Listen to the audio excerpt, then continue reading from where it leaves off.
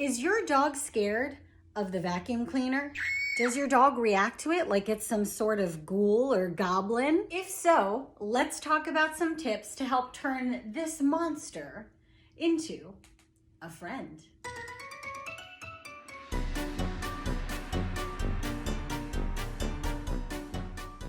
Step number 1 is to create positive associations. Vacuums off and no movement. Yes.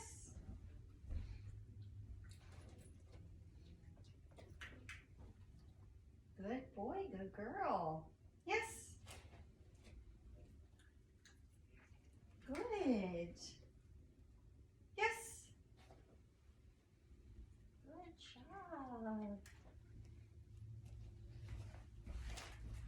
Here you go. Good girl, good boy. Once your dog is successful with step number 1, it is time for step number 2. Now it's time to teach your dog that when the vacuum moves, good things are going to happen for them. Remember, we're breaking this down step by step. So when you're moving the vacuum, it is to not be on. And when you move it, you start off with barely touching it, maybe just tilting it around, to actually going across your floor or your carpet. Again, it's not on. Oh, and make sure you're using high value rewards. Yes. Good.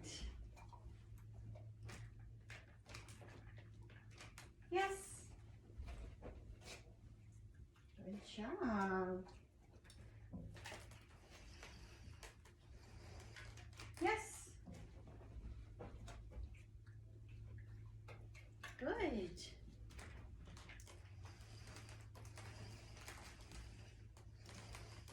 Yes.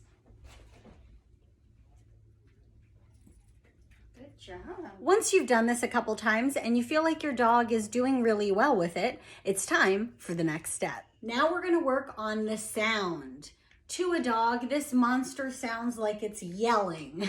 So we want to get them used to and also thinking positively about the sound of this vacuum. This means you're going to turn the vacuum on for just a nanosecond. Mark and reward your dog, immediately turn it off, pause for a moment, and rinse and repeat. Yes. Good. Good job.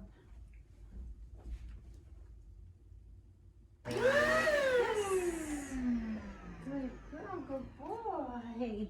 Again, make sure your dog is not showing any signs of stress or discomfort. If they are, you have to go back a step or take a break. As your dog does well with that, work on a little bit of duration with the vacuum on. So put it on, let it go for a couple of seconds, then mark and reward. Slowly build your way up.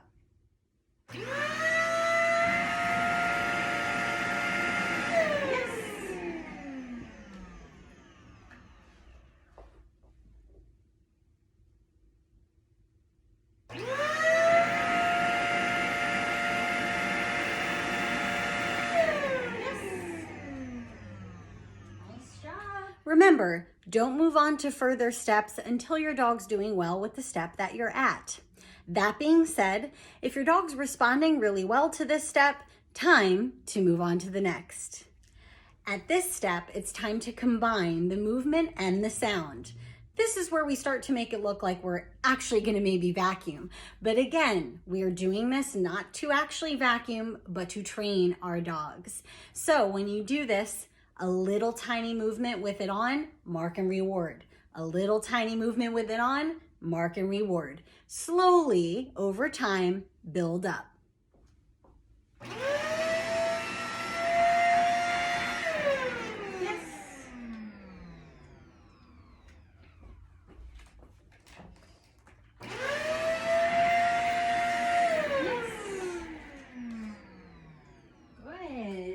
Very nice. Good.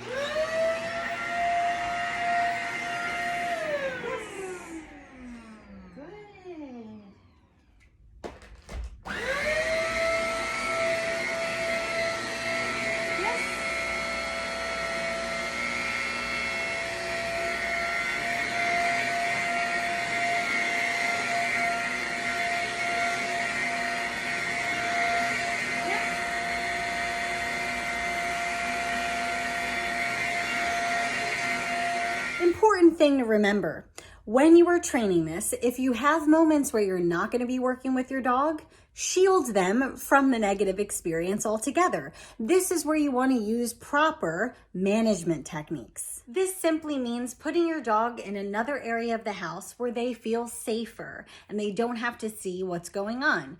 Preferably leaving them in that safe space with something to do, like a stuffed chew or puzzle toy of some kind.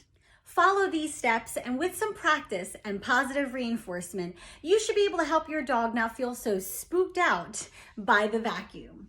Oh,